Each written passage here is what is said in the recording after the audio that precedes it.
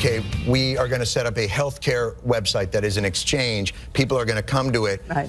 Why is it so hard to get a company to execute that competently?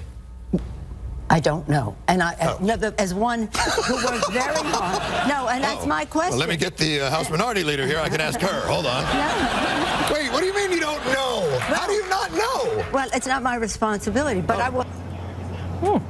Well, that was House Minority Leader Nancy Pelosi on last night's Daily Show with Jon Stewart in an exchange that went completely viral today.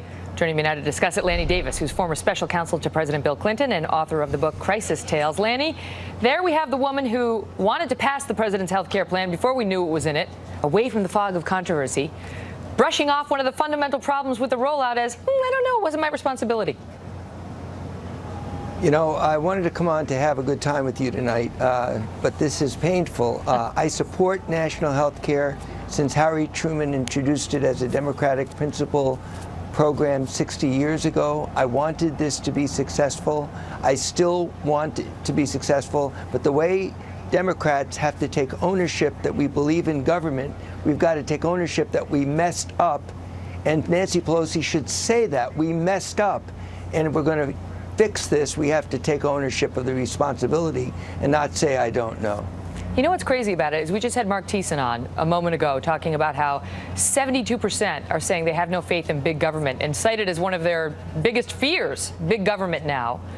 And now you have somebody who is as powerful as Nancy Pelosi is, and of course she was the Speaker of the House at the time this bill passed, this massive law, coming out and basically saying she has no idea how the crux of the rollout, that is healthcare.gov, went so very badly. Well, I know how it went badly. There are some things government doesn't do as well as the private sector.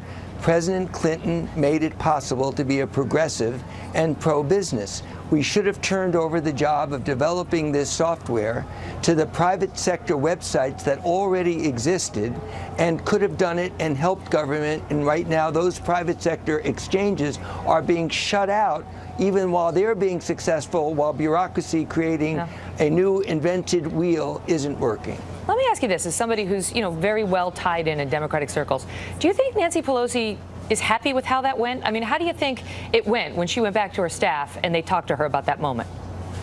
You know, I've known Nancy before her last name was Pelosi. She's from Baltimore, Maryland, and she's a very proud woman of accomplishing national health care after all these years in partnership with President Obama. But as a crisis manager, I would tell her, Nancy, we all know, we Democrats, we screwed up.